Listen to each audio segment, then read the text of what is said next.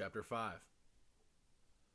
One end of the great barn was piled high with new hay, and over the pile hung the four-taloned Jackson fork suspended from its pulley. The hay came down like a mountain slope to the other end of the barn, and there was a level place as yet unfilled with the new crop. At the sides the feeding racks were visible, and between the slats the heads of horses could be seen. It was Sunday afternoon. The resting horses nibbled the remaining wisps of hay, and they stamped their feet, and they bit the wood of the mangers and rattled the halter chains. The afternoon sun sliced in through the cracks of the barn walls and lay in bright lines on the hay. There was a buzz of flies in the air, the lazy afternoon humming. From outside came the clang of horseshoes on the playing peg and the shouts of men playing, encouraging, jeering. But in the barn it was quiet and humming and lazy and warm.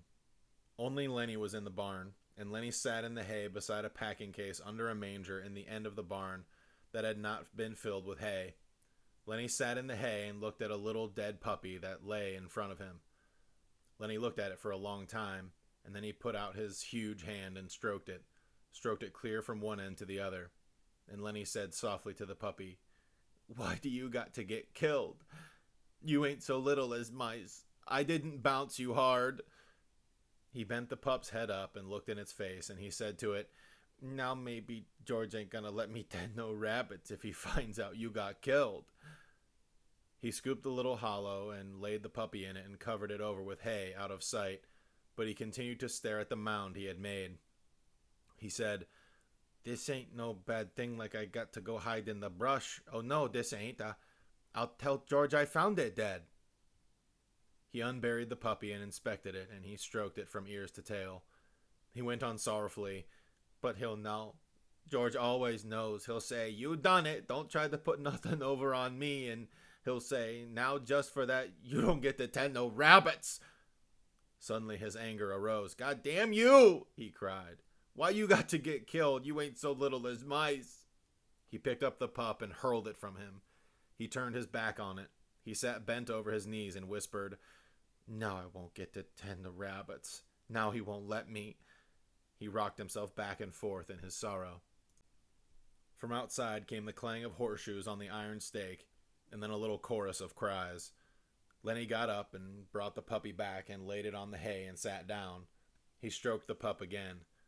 "You wasn't big enough," he said. "They told me you wasn't. I didn't know you'd get killed so easy." He worked his fingers on the pup's limp ear. "Maybe George won't care," he said. "This here goddamn little son of a bitch wasn't nothing to George."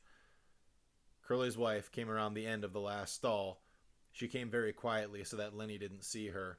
She wore her bright cotton dress and the mules with the red ostrich feathers. Her face was made up and the little sausage curls were all in place. She was quite near to him before Lennie looked up and saw her. In a panic, he shoveled hay over the puppy with his fingers. He looked sullenly up at her. She said, "What you got there, sonny boy?" Lennie glared at her. "George says I ain't to have nothing to do with you, talk to you or nothing." She laughed. "George giving you orders about everything?" Lennie looked down at the hay. "Says I can't tend no rabbits if I talk to you or anything."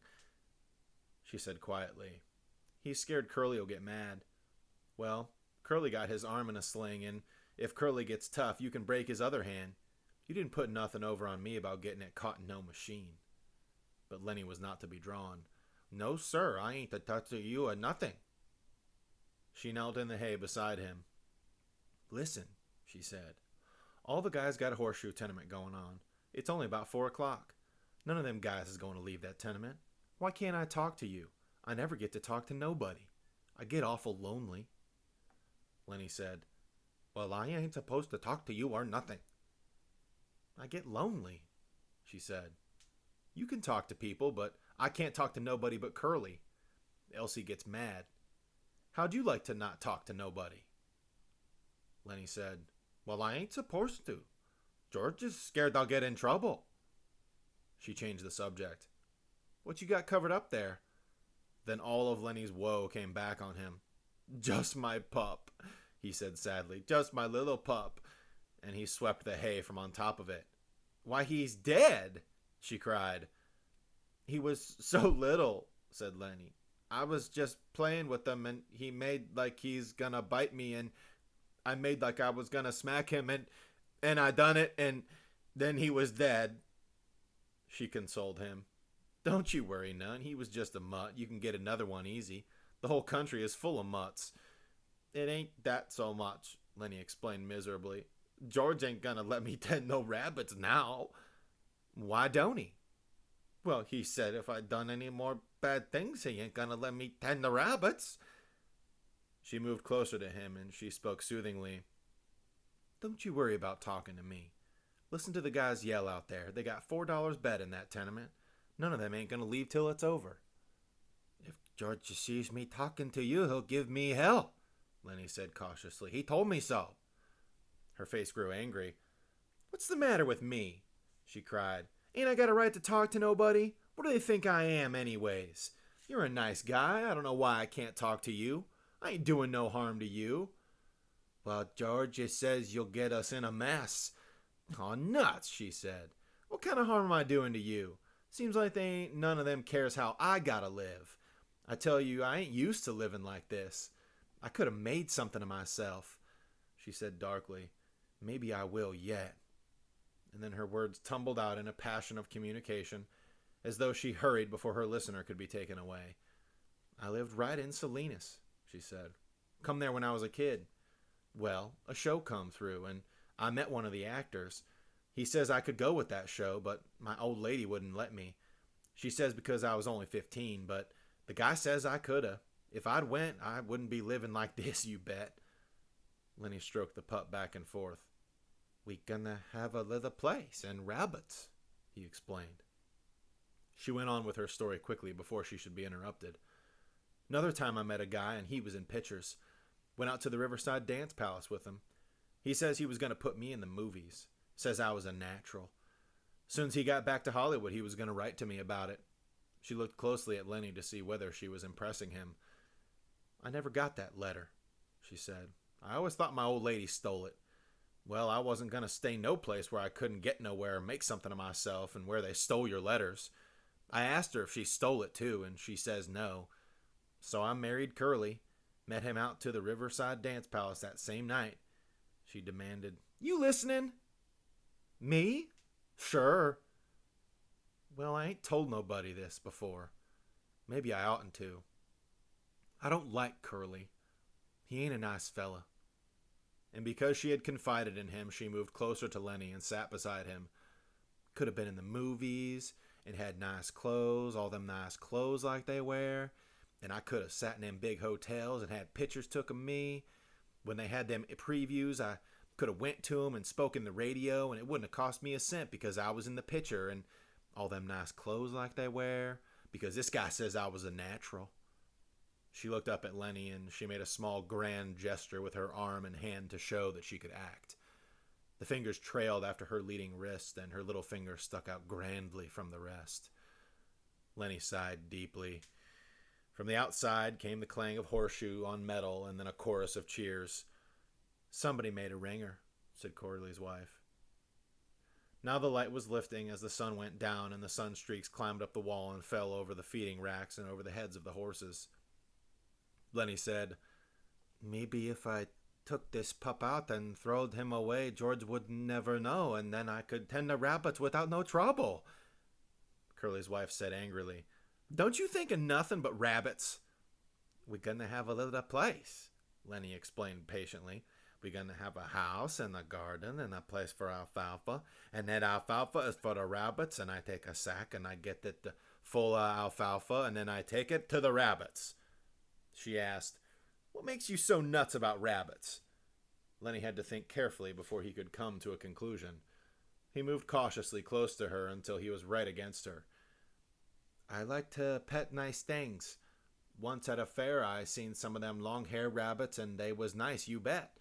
Sometimes I even pet mice, but not when I could get nothing better. Curley's wife moved away from him a little. I think you're nuts, she said. No, I ain't, Lennie explained earnestly. George says I ain't. I like to pet nice things with my fingers, soft things. She was a little bit reassured. Well, who don't? she said. Everybody likes that. I like to feel silk and velvet. Do you like to feel velvet? Lennie chuckled with pleasure. You bet, by God, he cried happily. And I had some, too. A lady give 'em some, and that lady was my own Aunt Clara. She give it right to me, about this big a piece. I wish I had that velvet right now. A frown came over his face. I lost it, he said. I ain't seen it for a long time. Curly's wife laughed at him. You're nuts, she said. But you're kinda a nice fella. Just like a big baby. But a person can see what you mean.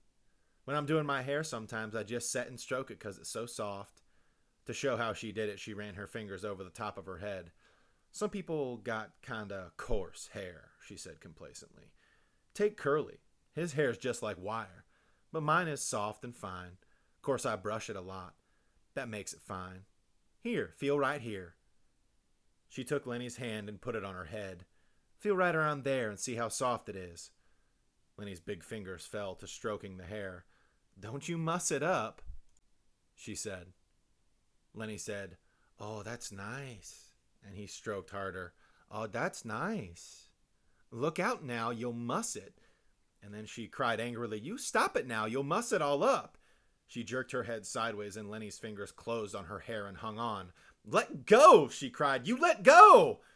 Lennie was in a panic. His face was contorted. She screamed then, and Lennie's other hand closed over her mouth and nose. Please don't, he begged. Oh, please don't do that. George will be mad. She struggled violently under his hands. Her feet battered on the hay, and she writhed to be free. And from under Lennie's hand came a muffled screaming. Lennie began to cry with fright. Oh, please don't do none of that, he begged. George gonna say I done a bad thing. He ain't gonna let me tend no rabbits. He moved his hand a little, and her hoarse cry came out, and then Lennie grew angry. Now don't, he said. I don't want you to yell. You're gonna get me in trouble just like George says you will. Now don't you do that. And she continued to struggle, and her eyes were wild with terror. He shook her then, and he was angry with her. Don't you go yelling, he said. And he shook her, and her body flopped like a fish, and then she was still, for Lennie had broken her neck. He looked down at her, and carefully he removed his hand from over her mouth, and she lay still. I don't want to hurt you, he said, but George'll be mad if you yell. When she didn't answer nor move, he bent closely over her. He lifted her arm and let it drop. For a moment he seemed bewildered, and then he whispered in fright, I done a bad thing. I done another bad thing. He pawed up the hay until it partly covered her. From outside the barn came a cry of men and the double clang of horseshoes on metal. For the first time Lennie became conscious of the outside. He crouched down in the hay and listened. I done a real bad thing. I shouldn't have did that. George'll be mad, and he said, and hide in the brush till he come. He's gonna be mad. In the brush till he come. That's what he said. Lennie went back and looked at the dead girl. The puppy lay close to her. Lennie picked it up. I'll throw him away, he said. It's bad enough like it is. He put the pup under his coat, and he crept to the barn wall and peered out between the cracks toward the horseshoe game. And then he crept around the end of the last manger and disappeared. The sunstreaks were high on the wall now, and the light was growing soft in the barn. Curly's wife lay on her back, and she was half covered with hay. It was very quiet in the barn, and the quiet of the afternoon was on the ranch. Even the clang of the pitched shoes, even the voices of the men in the game seemed to grow more quiet. The air in the barn was dusky in advance of the outside day. A pigeon flew in through the open hay door and circled and flew out again. Around the last stall came a shepherd bitch, lean and long with heavy hanging dugs. Halfway to the packing box where the puppies were, she caught the dead scent of Curly's wife, and the hair rose along her spine. She whimpered and cringed to the packing box and jumped in among the puppies. Curly's wife lay with a half covering of yellow hay, and the meanness and the plannings and the discontent and the ink for attention were all gone from her face. She was very pretty and simple, and her face was sweet and young. Now her rouged cheeks and her reddened lips made her seem alive and sleeping very lightly. The curls, tiny little sausages, were spread on the hay behind her head, and her lips were parted. As sometimes happens, A moment settled and hovered and remained for much more than a moment, and sound stopped, and movement stopped for much, much more than a moment. Then gradually time awakened again and moved sluggishly on. The horses stamped on the other side of the feeding racks, and the halter chains clinked. Outside, the men's voices became louder and clearer. From around the end of the last stall, old Candy's voice came. "Lennie!" he called. "Oh, Lennie, you in here? I've been figuring some more. Tell you what we can do, Lennie." Old Candy appeared around the end of the last stall. "Oh, Lennie!" he called again, and then he stopped, and his body stiffened. He rubbed his smooth wrist on his white stubble whiskers. "I didn't know you was here," he said to Curley's wife. When she didn't answer, he stepped nearer. "You oughtn't to sleep out here," he said disapprovingly, and then he was beside her, and "Oh, Jesus Christ!" He looked about helplessly, and he rubbed his beard, and then he jumped up and went quickly out of the barn. But the barn was alive now. The horses stamped and snorted, and they chewed the straw of their bedding, and they clashed the chains of their halters. In a moment, Candy came back, and George was with him. George said, "What was it you wanted to see me about?" Candy pointed at Curley's wife. George stared. "What's the matter with her?" he asked. He stepped closer, and then he echoed Candy's words. "Oh, Jesus Christ." He was down on his knees beside her. He put his hand over her heart, and finally, when he stood up slowly and stiffly, his face was as hard and as tight as wood, and his eyes were hard. Candy said, "What done it?" George looked coldly at him. "Ain't you got any idea?" he asked, and Candy was silent. "I shoulda knew," George said hopelessly. "I guess maybe way back in my head I did." Candy asked, "What we gonna do now, George? What we gonna do now?" George was a long time in answering. "Guess we gotta tell the guys. I guess we gotta get 'em in and lock 'em up. We can't let 'em get away while the poor bastard'd starve." And he tried to reassure himself. "Maybe they'll lock 'em up and be nice to him." But Candy said excitedly, "We ought to let him get away. You don't know that Curley. Curley gonna want to get him lynched. Curley will get him killed." George watched Candy's lips. "Yeah," he said at last, "that's right. Curley will, and the other guys will." And he looked back at Curley's wife. Now Candy spoke his greatest fear. "You and me can get that little place, can't we, George? You and me can go and live nice, can't we, George? Can't we?" Before George answered, Candy dropped his head and looked down at the hay. He knew. George said softly, "I think I knowed from the very first. I think I knowed we'd never do her. He used to like to hear about it so much I got to thinking maybe we would." "Then it's all off?" Candy asked sulkily. George didn't answer his question. George said, "I'll work my month, and I'll take my $50, and I'll stay all night in some lousy cat house. Or I'll sit in some pool room till everybody goes home. And then I'll come back and work another month, and I'll have $50 more." Candy said, "He's such a nice fella. I didn't think he'd do nothing like this." George still stared at Curley's wife. "Lennie never done it in meanness," he said. "All the time he done bad things, but he never done one of 'em mean." He straightened up and looked back at Candy. "Now listen, we got to tell the guys. They got to bring him in, I guess. There ain't no way out. Maybe they won't hurt him," he said sharply. "I ain't gonna let 'em hurt Lennie. Now you listen. The guys might think I was in on it. I'm gonna go in the bunkhouse. Then in a minute you come out and tell the guys about her, and I'll come along and make like I never seen her. Will you do that, so the guys won't think I was in on it?" Candy said, "Sure, George. Sure, I'll do that." "Okay, give me a couple minutes then, and you come running out and tell like you just found her. I'm going now." George turned and went quickly out of the barn. Old Candy watched him go. He looked helplessly back at Curley's wife, and gradually his sorrow and his anger grew into words. "You goddamn tramp," he said viciously. "You done it, didn't you? I suppose you're glad. Everybody knowed you'd mess things up. You wasn't no good. You ain't no good now, you lousy tart." He sniveled and his voice shook. I could have hoed in the garden and washed the dishes for them guys. He paused and then went into a sing-song, and he repeated the old words. If there was a circus or a baseball game, we would have went to her. Just said to hell with work and went to her. Never asked nobody say so. And they'd have been a pig and chickens, and in winter the little fat iron stove, and the rain coming and just sitting there. His eyes blinded with tears, and he turned and went weakly out of the barn, and he rubbed his bristly whiskers with his wrist stump. Outside, the noise of the game stopped. There was a rise of voices in question, a drum of running feet, and the men burst in the barn. Slim and Carlson and young Wit and Curley and Crooks keeping back out of the attention range. Candy came after them, and last of all came George. George had put on his blue denim coat and buttoned it, and his black hat was pulled down low over his eyes. The men raced around the last stall. Their eyes found Curly's wife in the gloom. They stopped and stood still and looked. Then Slim went quietly over to her, and he felt her wrist. One lean finger touched her cheek, and then his hand went under her slightly twisted neck, and his fingers explored her neck. When he stood up, the men crowded near, and the spell was broken. Curly came suddenly to life. I know who done it, he cried. That big son of a bitch done it. I know he done it.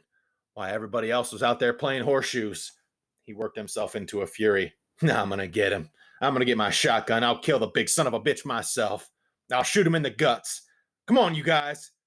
He ran furiously out of the barn. Carlson said, I'll get my Luger. And he ran out too. Slim turned quietly to George. I guess Lennie could have done it all right. He said, her neck's bust.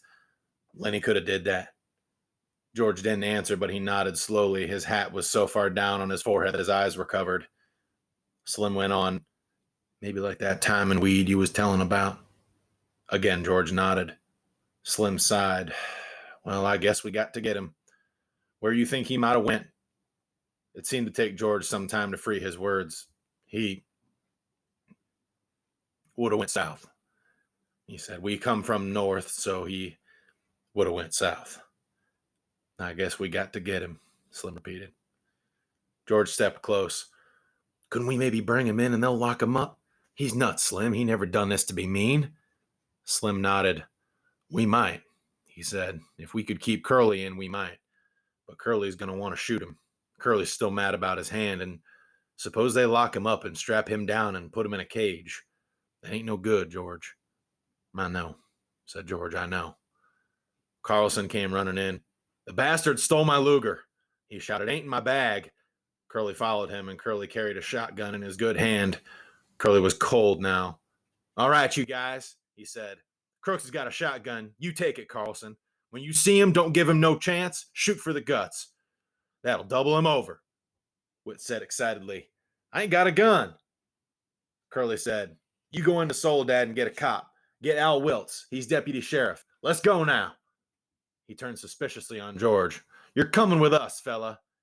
Yeah, said George. I'll come, but listen, Curley, the poor bastard's nuts. Don't shoot him. He didn't know what he was doing. Don't shoot him, Curley cried. He got Carlson's Luger. Of course we'll shoot him. George said weakly, maybe Carlson lost his gun. I seen it this morning, said Carlson. No, it's been took. Slim stood looking down at Curley's wife. He said, Curley, maybe you ought to stay here with your wife. Curley's face reddened. I'm going, he said. I'm going to shoot the guts out of that big bastard myself. Even if I only got one hand, I'm going to get him.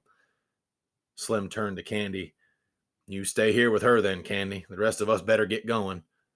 They moved away. George stopped a moment beside Candy, and they both looked down at the dead girl until Curley called, You, George, you stick with us so we don't think you had nothing to do with this. George moved slowly after them, and his feet dragged heavily.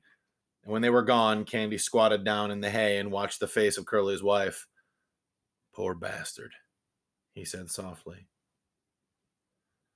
The sound of the men grew fainter. The barn was darkening gradually, and in their stalls the horses shifted their feet and rattled their halter chains. Old Candy lay down in the hay and covered his eyes with his arm.